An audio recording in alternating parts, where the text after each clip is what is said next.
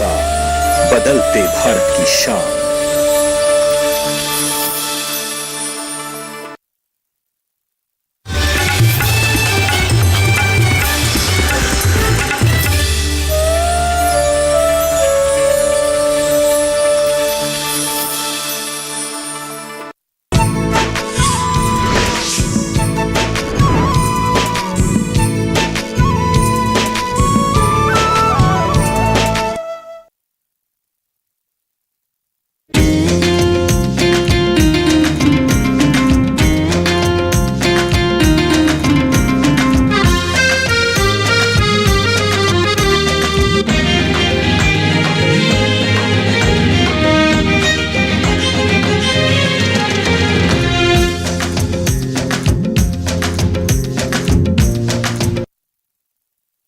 क्या फायदा हुआ दीप? आदर्श रक्षा करके क्या मिला तुझे? दूसरों के हाथों मार खाकर 1 महीना अस्पताल में बिताना पड़ा। मानसी तुझे छोड़कर चली गई, क्या मिला तुझे? अभी भी मैं सर उठा के चलता हूं, खुद को तसल्ली दे पाता हूं। अभी भी मेरे आदर्श मरे नहीं हैं। अब भी समय है दीप, मानसी को घर बुलाकर ला, उसके कहे अनुसार काम करने का वादा कर उसे। कभी नहीं। इतना सब कुछ हो जाने के बाद समझौता करने की तो कोई गुंजाइश ही नहीं है। तो फिर क्या करेगा? हाँ? एक आदमी सच्चा बनकर भी जिंदा रह सकता है, उसी का प्रमाण बनूंगा मैं। मेरी नौकरी यहां से बहुत दूर किसी पिछड़े गांव में ट्रांसफर करवा लूंगा। बहुत दूर चला जाऊंगा मैं यहां से। वहां के सहज सरल लोगों के साथ मेरे आदर्श को जिंदा रखकर उनके लिए मैं काम करूंगा। मैंने बड़े अफसरों से कहा, मुझे ऐसी जगह ट्रांसफर कर दीजिए जहां कोई नौकरी करने नहीं जाना चाहता। चाहे वो जगह अंदरूनी हो, पिछड़ी हो, मैं जाने के लिए तैयार हूं। और कई सारी मुसीबतों को पार करके मैं यहाँ आपकी पंचायत में दाखिल हुआ। यहाँ आके मैंने देखा आपकी पंचायत बहुत पिछड़ी है, और ये सब देखकर मुझे परेशानी होने लगी। आजकल के जमाने में इतना पिछड़ा हुआ गांव, इसे तो कोई खुद अपनी आंखों से ना देखे तो विश्वास ही नहीं करेगा।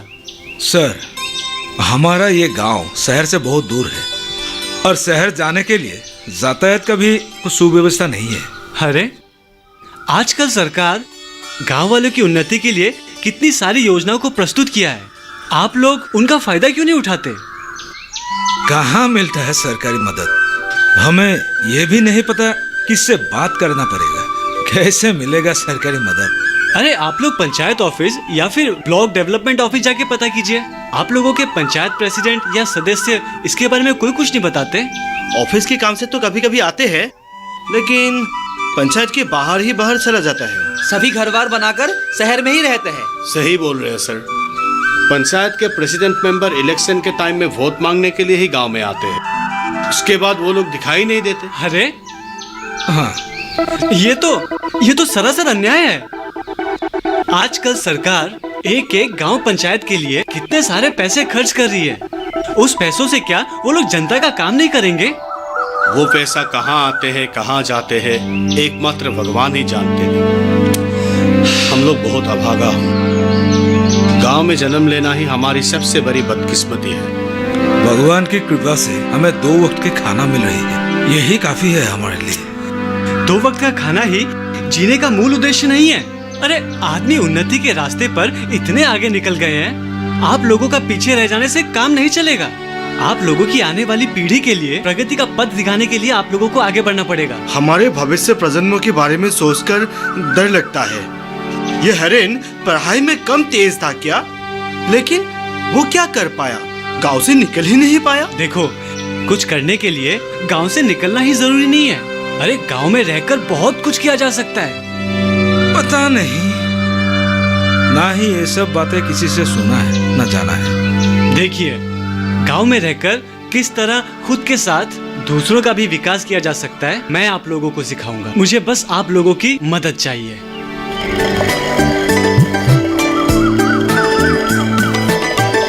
सुना है हमारे गांव में एक नया ऑफिसर आया है जो पंचायत में काम करते हैं, और ये भी सुना है वो एक बहुत ही भला इंसान है। भला हो तो क्या, अरे रहेगा कितने दिन। हमारे गांव में कितने अफसर रहे और चले भी गए। नहीं रे, वो ऐसा इंसान नहीं है। सुना है हमारे गांव के मुखिया के घर मीटिंग बुला के हमारे गांव की भलाई की बात कर रहे थे, और वो हमारे गांव को अपना गांव मानते हैं। अरे रहने दे, कोई भी सरकारी अफसर हमारे गांव को अपना नहीं मान सकते। सरकार अगर कुछ दे भी दे तो ऑफिस में ही गुम हो जाएगा।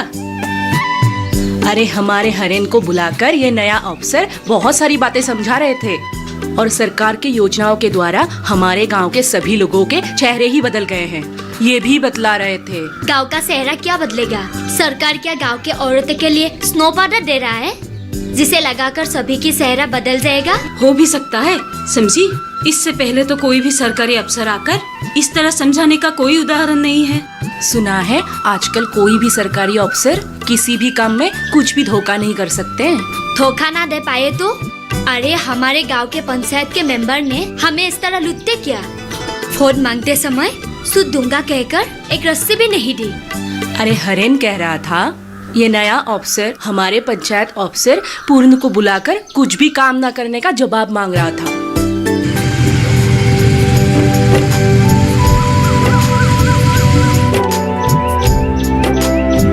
सर नमस्कार, मैं आपसे मिलने ही आया था। ऑफिस पहुंचा था लेकिन अभी छुट्टी हो गई थी। मुझसे मिलने आए थे, लेकिन अभी तो बहुत देरी हो गई। बोलिए क्या काम था? सर मैं पूर्णा हाथीबुरुआ हूँ, सोनाई गांव पंचायत का काउंसिलर। आपने जो मुझे फोन किया था। ओह हाँ, लेकिन मैंने तो आपको कल बुलाया था ना। कल नहीं आ पाया सर, कल हमारा पार्टी का मीटिंग था। आज भी जल्दी आने का प्लान था, लेकिन मेरे बेटे का यूनिट टेस्ट था, उसे स्कूल से घर पहुंचा कर आ रहा हूँ। घर से आते आते देर हो गई। गांव से बहुत दूर है ना सर। मिस्टर हाथीबुरुआ, आप तो अपनी पार्टी या बेटे बेटी को लेकर बहुत सीरियस हैं। यस सर, सीरियस होना ही पड़ता है। तो फिर आपके अधीन इस गांव के प्रति सीरियस क्यों नहीं है? गांव की उन्नति करने के लिए लोगों ने आपको वोट डालकर जिताया है। अब आप अपने कर्तव्य का पालन कीजिए। मैं काम कर रहा हूँ सर, सभी ऑफिशियल काम कर रहा हूँ। बहुत से लोगों को जॉब कार्ड बांट दिया हूँ, वृद्धा पेंशन की फॉर्म भी लोगों में बांट दिया है। पता है मुझे, किया है आपने। आपके कुछ इंटरेस्टेड लोगों के लिए पर्सनली आपने बहुत कुछ काम किया है, लेकिन इस गांव की सर्वांगीण उन्नति के लिए डेवलपमेंट का कौन सा काम किया है आपने? चलिए ये बताइए मुझे, सोनाई गांव के कितने शिक्षित युवक ने जॉब कार्ड पाया है? कितने बुजुर्ग को वृद्धा पेंशन के फॉर्म दिए हैं? कितने परिवार को सरकारी घर की सुविधा प्रदान की है? सोनाई गांव के लोगों के बात मत कीजिए सर, ये लोग बिल्कुल कॉन्शियस नहीं। दुनिया की कोई खोज खबर नहीं है उनको। अरे बात बताना आप लोगों का कर्तव्य है। गांव के लिए सरकारी योजनाओं के बारे में जनता को बताने का दायित्व आप लोगों का है। हाथीबुरुआ, गांव की पिछड़ी जनता और सरकार के बीच का योग सूत्र रखने का दायित्व आप लोगों का है। सरकार के हर एक काम, सभी योजनाएं जनता के पास लाने का दायित्व आप जैसे पंचायत कर्मियों का है। बिल्कुल सही है सर। लेकिन आप लोग इलेक्शन जीतने के बाद गांव में तो कदम ही नहीं रखते। शहर में अपने बीवी बच्चों के साथ व्यस्त रहते हैं, लेकिन सरकारी योजनाएं, उसका धन सही टाइम पे निकालते रहते हैं, है ना? मैं समझ गया सर। आपके आने के बाद मैं आपसे मिलने नहीं गया ना, इसलिए आप मुझसे नाराज है ना? हाथीबुरुआ, आप मुझसे मिले या ना मिले इसमें मुझे कोई इंटरेस्ट नहीं है, लेकिन मुझे बुरा तब लगता है जब आप लोग गांव की सेवा करने का वादा कर इलेक्शन में जीतने के बाद इन लोगों को अवज्ञा करते हैं। चलिए अभी आप चलिए, हो सके तो एक दिन समय पे आकर मुझे ऑफिस में मिलना। जरूर, मैं श्योर मिलूंगा सर। मैं कल ही आकर आपसे मिलूंगा। ठीक है, चलता हूँ। सर आप रहते कहाँ हैं? चलिए मैं आपको छोड़ देता हूँ। उसकी कोई जरूरत नहीं है, आप जाइए।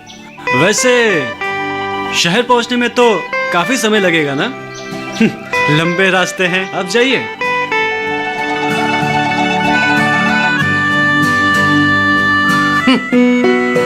नया आदमी है ना, मुझसे ज्यादा हिस्सा मांगेगा।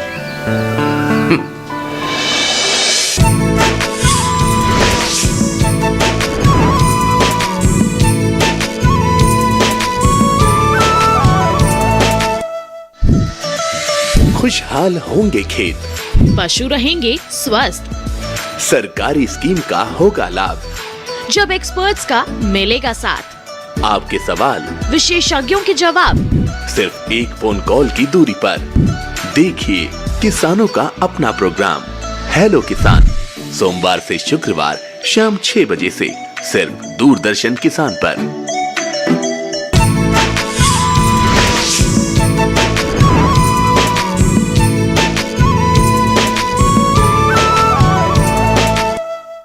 हमारे बरुआ सर जैसा अफसर मिलना आजकल मुश्किल है। पहले तो पंचायत के किसी व्यक्ति से बातें करने की भी हिम्मत नहीं थी।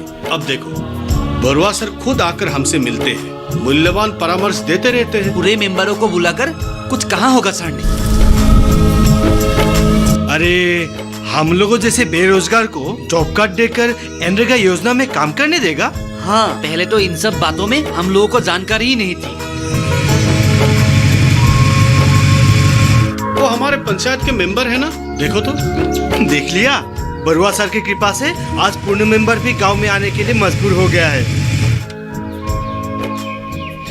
क्यों रे जवान लड़को, किस चीज का आदत चल रहा है? नहीं, यूं ही। गांव के किसी ने पंचायत में जाकर मेरा बदनाम किया, किसी ने मेरा शिकायत किया है ना? नहीं तो भाई साहब, आपका बदनाम भला कौन करेगा, और करेगा भी क्यों? अगर नहीं किया है तो पंचायत के जेई ने मुझे बुलाकर क्यों बातें सुनाया? मैंने गांव वालों के लिए कुछ भी नहीं किया। हमें ऑफिस की बातें कैसे पता चलेगा? कहाँ कॉम्प्लेन करना है वो भी पता नहीं। पता ना चला तो अच्छा है, चिट्ठी का पढ़ ना निकलना बेहतर है। बरुआ सर खुद आकर इस गांव को घूमकर छानबीन करके गए हैं। गांव के लोगों को इकट्ठा करके इस गांव में सरकारी योजना का प्रभाव कम है इसके बारे में बताए थे। बहुत अच्छे बातें बताए थे, जानते हैं? काम नहीं है, अच्छे आदमी के पल्ले नहीं पड़ा ना, इसलिए उस्तादी मर रहा है। वाह, एकदम अवतार निकला है। जानते हो, खुद का रिकॉर्ड ठीक नहीं है ना, इसलिए पनिशमेंट ट्रांसफर होकर इस पिछड़े गांव पर आया है। बरुआ सर ने खुद हमारे पंचायत ऑफिस में ज्वाइन किया है। अरे किसे सिखाने आए हो? खुद अपनी मर्जी से इतनी अच्छी जगह छोड़कर इस वीरान जंगल में आएगा? पूर्ण भैया, सरकार गांव के लिए बहुत ही अच्छे सुविधा दे रहे हैं। सच है क्या? क्या दिया है मैं कहूँ? जो भी दिया है मैं तुम लोगों के लिए लेकर आया हूँ। वृद्ध पेंशन और सरकारी घर का कुछ फॉर्म मैं लेकर आया हूँ। आदमी ढूंढकर जिसे देना है दे देना। कर सकोगे ना? क्यों नहीं सकूंगा। तो चलो, तुम लोगों के सामने ही मैं मुखिया को फॉर्म देकर जाता हूँ। आओ, मैं आगे आगे चलता हूँ। ठीक है, चलिए। चलो। बरुआ सर की क्षमता देख लिया, सरकारी कागज लेकर मेंबर को खुद गाँव आना पड़ा। मुझे तो एक आशा की किरण दिखाई देती है। हमारे गांव में सचमुच अच्छे दिन आने वाले। अरे आएगा, जरूर आएगा, अच्छे दिन आने वाले हैं। अब चलो, मेंबर शायद मुखिया के घर पहुंच गए होंगे। हाँ चलो, हम वही जाके तय कर लेते हैं किस किस को फॉर्म देंगे। चलो। हाँ। ये तो बस शुरुआत है, आगे देखिए आप लोगों को बहुत कुछ मिलना बाकी है। कहाँ सर, हमारा यहाँ का जो अस्पताल है इतने दिनों से बिना डॉक्टर के ही चल रहा था, अब वहाँ भी डॉक्टर आ गया है। सबसे अच्छी बात यह है कि तीनों गांव के बीचों बीच एक बैंक भी खोल गया है? स्कूल का जो मकान है वो भी नया बन गया है। ये सब साहब आपकी दया से ही है। नहीं, मेरी दया से कुछ नहीं हुआ है, ये सब हमारी सरकार की कृपा से हुआ है। और ये तो आप लोगों का हक है, बस आप लोग अपना हक अदा करना नहीं जानते थे, मैंने बस रास्ता दिखा दिया। सर, हमारे गांव में बिजली का संजोग नहीं है, इसीलिए दिन के उजाले में ही सब लोग काम निपटा कर घर चले आते हैं। रात को किसी के घर में कोई काम नहीं रहते। बिजली के संजोग के लिए क्या करना होगा? देखो, तुम लोगों के गांव का पिछड़ा होने का ये भी एक कारण है। गांव में बिजली न होने के कारण नया बनने वाला बैंक 5-6 किलोमीटर दूर पे बनाना पड़ा। गांव में भरपूर केरोसिन भी नहीं मिलता है, इसी कारण लोगों को रात भर अंधेरे में रहना पड़ता है। हमारे गांव में बिजली आते आते हम लोग जिंदा रहेंगे या नहीं वो भी पता नहीं। देखिए, सरकार ने ग्रामीण बिजली के लिए एक योजना बनाई है। मुझे वैसे इसके बारे में ज्यादा कुछ मालूम नहीं है। मैं टाउन जाकर इंटरनेट पे इसकी सारी जानकारी हासिल करनी पड़ेगी। उसके बाद जो भी करना पड़ेगा करेंगे। सर, गांव में बिजली आएगी सुनकर मन में उजाला आ गया है। उजाला आएगा मदन, तुम्हारे गांव में उजाला आएगा, और ये उजाला लाने की मैं पूरी कोशिश करूंगा।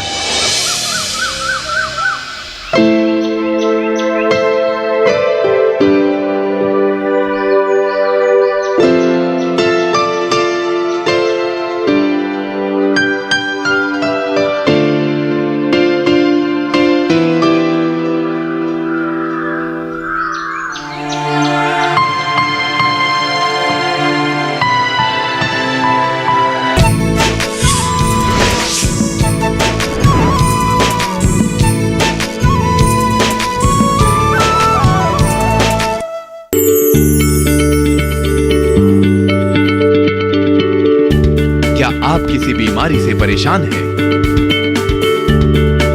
चाहते हैं डॉक्टर की सलाह?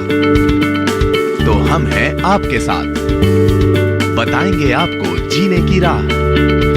समस्याएं आपकी, समाधान देश के मशहूर विशेषज्ञों के। घर बैठे बात करें देश के जाने माने डॉक्टरों से। हमारे लाइव प्रोग्राम स्वस्थ किसान में हर शनिवार शाम 6 बजे से 7 बजे तक।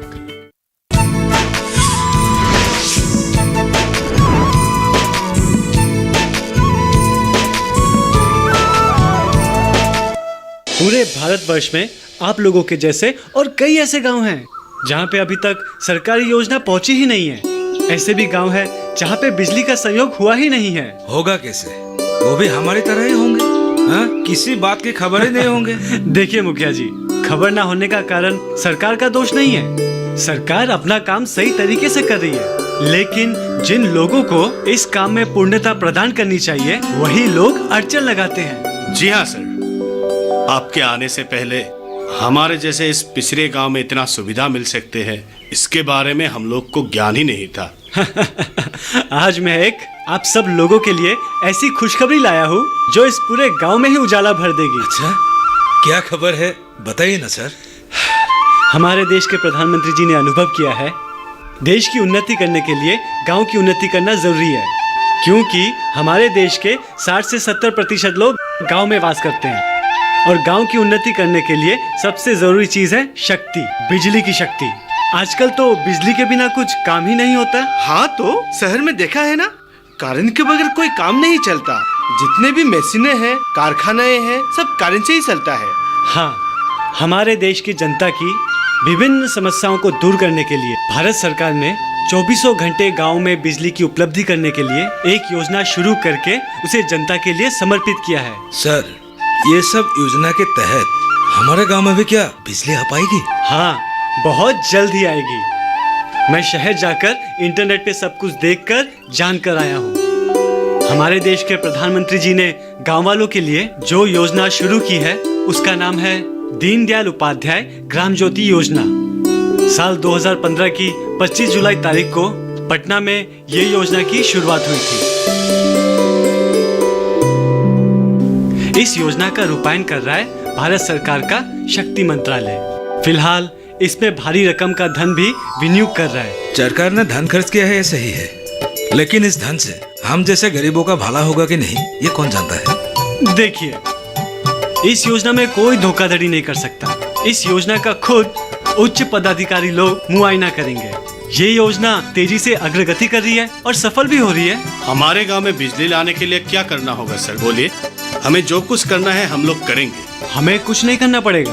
हमारा गांव सुनाई गांव सरकार की इस लिस्ट में जरूर शामिल होगा। प्रधानमंत्री जी ने खुद कहा है 1000 दिन के अंदर ये योजना संपूर्ण होनी चाहिए। हमारे गांव का नाम है या नहीं, कैसे जान पाएंगे? होगा, निश्चय ही होगा। मैं इस बारे में खुद ही पता करूंगा। गांव में बिजली आने से बहुत सारी सुविधाएं आ जाएंगी। सबसे पहले घर घर में लाइट जलेगी, सारे गांव में उजाला हो उठेगा, लड़के लड़कियों को पढ़ने में सुविधा होगी, कई तरह की छोटी मोटी मशीनें चलेंगी, घर में टीवी, कंप्यूटर, मोबाइल फोन होंगे, और खेत में पानी देने के लिए वाटर पंप होगा। खेती करने के लिए आप लोगों को मौसम के ऊपर निर्भर नहीं रहना होगा। बढ़िया है। तब तो सर हम लोग बंजर जमीन पे भी खेती कर सकते हैं। अरे क्यों नहीं, आप लोग अब खाली पड़ी जमीन पर रवि अनाज उगा के उसे शहर में ले जाकर बेचकर कितने पैसे कमा पाएंगे जरा सोचिए। उस पैसे से आप लोग गाड़ी खरीद पाएंगे, ट्रैक्टर खरीद पाएंगे। होगा सर जी, और सपना मत दिखाइए, गांव का लोग पागल हो जाएंगे। मुखिया जी, ये कोई सपना वपना नहीं है। इस सपने को साकार करने के लिए भारत सरकार ने दीनदयाल उपाध्याय ग्राम ज्योति योजना को शामिल करके ये सुविधा जनता को प्रदान की है। बुरवा सर हमारे लिए कितना सोच रहे हैं, इनके लिए एक बार जोर से ताली बजाइए। क्यों नहीं? रुकिए जरा रुकिए। मैंने तो आप लोगों के लिए कुछ भी नहीं किया है, कुछ भी नहीं सोचा है। सोच रही है हमारे देश की सरकार, क्योंकि सरकार जानती है हमारे देश की आत्मा गांव में बसती है। एक बार और जोर से बजाइए।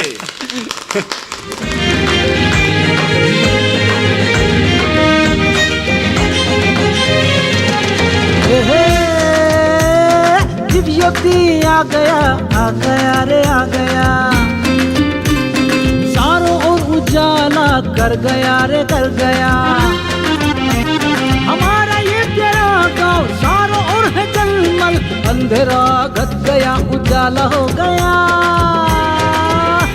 उम्मीदों की किरण दिल से सा गया, दिव्योती को हजारों सलाम। गांव में इलेक्ट्रिसिटी आते ही गांव का चेहरा ही बदल गया है।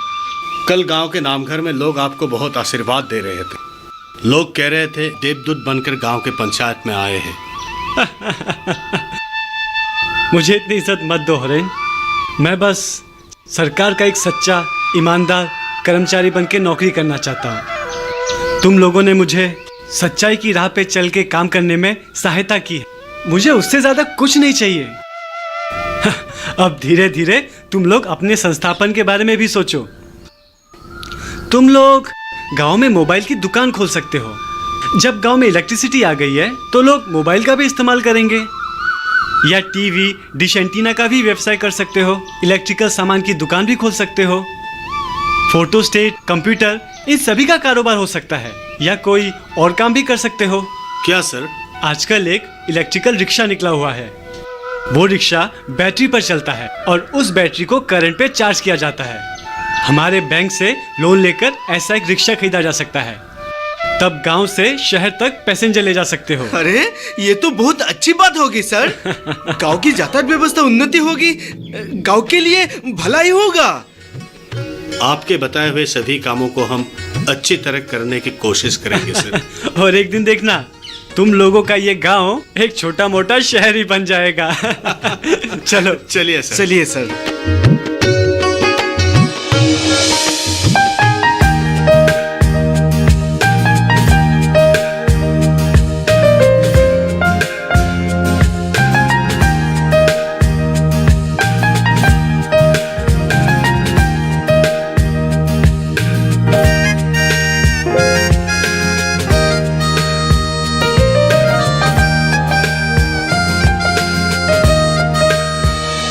इस तरह से मुझे आप लोगों के गांव सोनाई गांव में काम करने का मौका मिला।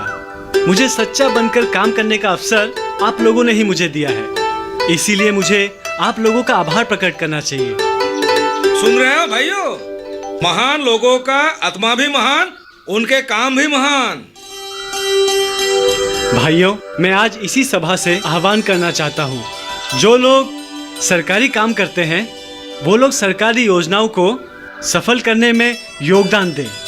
सभी योजनाओं के बारे में जनता को सजग करें, और जिन जिन गांवों में अभी तक बिजली नहीं पहुंची है वो सभी गांव दीनदयाल उपाध्याय ग्राम ज्योति योजना का लाभ उठाएं।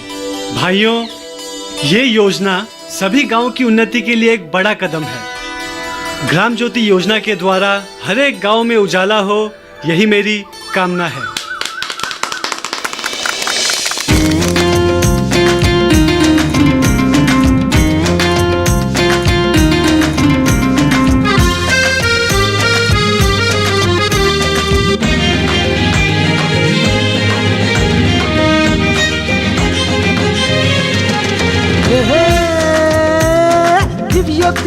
आ गया रे आ गया, चारों ओर उजाला कर गया रे कर गया। हमारा ये तेरा गांव चारों ओर है जलमल, अंधेरा घट गया उजाला हो गया। उम्मीदों की किरण दिल से सा गया, ज्योति को हजारों सलाम।